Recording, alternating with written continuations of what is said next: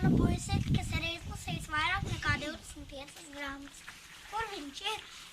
Re, kur jau sēž un lasa. Labdien! Labdien! Cik tev gadu un kā tevi sauc? Mani sauc Jēkabs un man ir 8 gadi. Par kādu grāmatu jūs man šodien pastāstīsiet? Es jums stāstīšu par Ninja Timiju un baltā pērtiķa noslēpumu. Kā sauc autoru, kas ir Ninja Timijs un kādi ir citi tēli?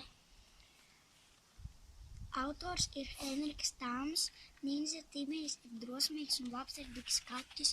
Viņam palīdz rotaļlietu meistars Alfrēds, ūdeļpuikas Simons un 2 sīvēndālīši Jaspers un Kaspers. Ļaunais tēls baltais pērtiķis. Par ko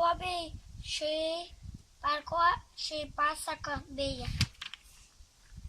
Šī grāmata bija par to, ka Ninja Timijs ceļoja uz zemūdens bāzi, lai pieveiktu balto pērtiķi, un viņi pa ceļam satika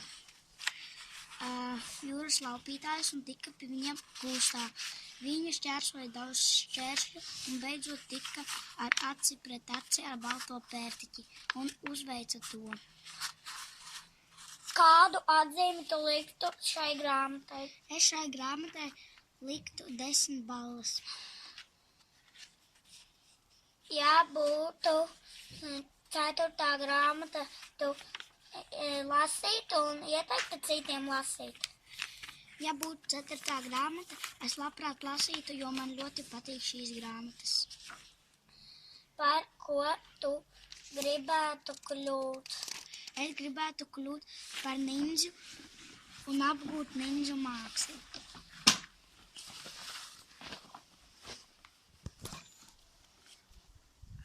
Uz redzēšanos, satiksimies nākamreiz. Atā! Atā!